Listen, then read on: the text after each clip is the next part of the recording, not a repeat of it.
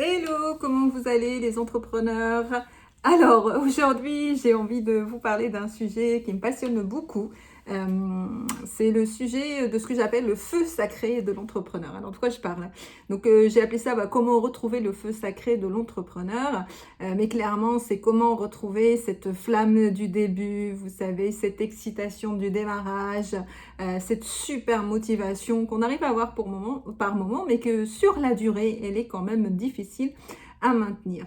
Alors, pourquoi c'est un sujet important? Parce que quand tu es entrepreneur, tu es tout seul. Donc, si tu n'arrives pas à te motiver, il n'y a personne qui va te motiver. Il n'y a pas de chef, il n'y a pas de collègue, sauf si tu vas dans des espaces de coworking, tout ça. Et encore, c'est de toi qu'on va attendre la motivation. Si tu as des collaborateurs, c'est de toi qu'on va attendre le sens, la vision, tout le reste.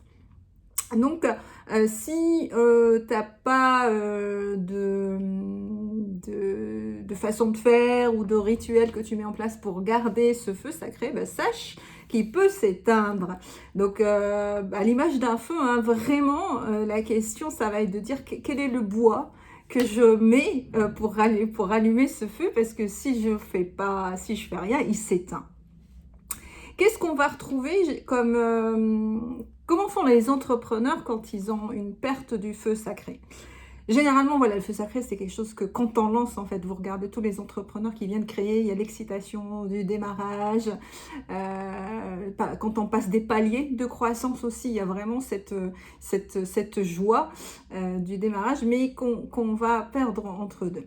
Donc, comment ça se présente quand on perd le feu sacré? Déjà, il y a des personnes qui l'ont perdu, qui ne savent même pas. Il y a beaucoup d'entrepreneurs qui sont dans une espèce de pilotage, et c'est ok, hein, c'est pas un jugement, ça arrive, on passe tous par des phases comme ça.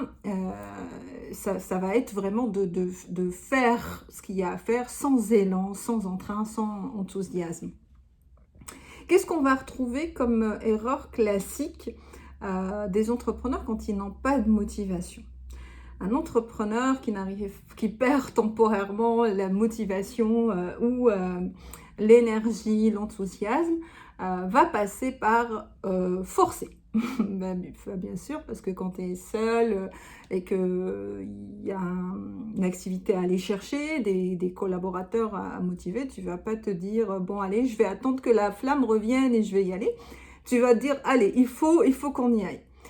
Et malheureusement, ce « il faut » sur la durée et ce « je dois le faire » qui, à long terme, va créer des problèmes. Ensuite, le réflexe classique, deuxième erreur classique qu'on va retrouver quand on n'a pas la motivation, c'est d'aller la chercher à l'extérieur de soi. Comment ça va se manifester? Ça va être tous les entrepreneurs qui se mettent dans des espaces de coworking ou se disent comme ça je suis pas isolée et je vais trouver de la motivation à l'extérieur. Ou les personnes qui vont s'associer. Ça c'est génial, j'ai eu un exemple comme ça récemment en séance découverte d'un prospect qui m'a dit qu'il s'était associé pour avoir la motivation. Et finalement, son associé était parti et il s'est retrouvé avec ce même problème de motivation. Donc, deuxième erreur classique, c'est d'aller chercher cette motivation à l'extérieur de soi, par des relations, par avoir un collectif autour de soi, par des personnes, par des lectures. Voilà. Et c'est ok, je ne suis pas en train de te dire que c'est pas bien, mais c'est une étape. Elle ne peut pas être suffisante sur la durée. Alors, dernière erreur, donc la troisième erreur qu'on va faire quand on perd la motivation, c'est d'aller se réfugier dans des side projects. Alors ça, c'est terrible. C'est quand j'ai pas de la motivation sur mon projet, vraiment celui sur lequel j'ai à mettre le focus, à garder sur la durée, je vais aller commencer à papillonner sur des trucs à droite, à gauche, dire « Ah, j'ai un side project que je vais mettre en place ou je vais ça mettre en place. » Mais pendant que je suis en train de me réfugier à essayer de trouver une espèce de motivation sur mes projets autour, je ne suis pas en train de faire le projet qui va m'amener vraiment toute ma croissance, ma vraie réussite, qui est vraiment en cohérence avec mes valeurs et mes motivations. Bon, Comment alors pallier à ça? Maintenant qu'on a identifié les erreurs, comment retrouver ce fameux feu sacré, qui vraiment, quand il est là, il nous amène une créativité. Quand on est dans l'énergie, la motivation, il y a la créativité est là, on a des idées très facilement, on a une capacité plus rapide à décider, on n'est pas dans l'hésitation, je ne sais pas, c'est oui, non, parce que l'énergie est là, la joie est là, l'enthousiasme est là, et on a plus de facilité à prendre des décisions de manière rapide. Et puis du coup, tout le reste autour roule parce que je suis pas dans la stagnation. Et moi, si je suis pas dans la stagnation, forcément, mon activité n'est pas en stagnation.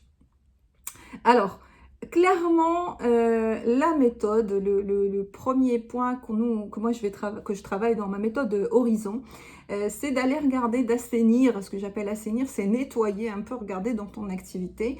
Est-ce que tu es éparpillé dans beaucoup de side projects ou quel est ton projet, vraiment le numéro un sur lequel il faut mettre le focus ici et maintenant par rapport à qui tu es ici et maintenant et par rapport à tes valeurs.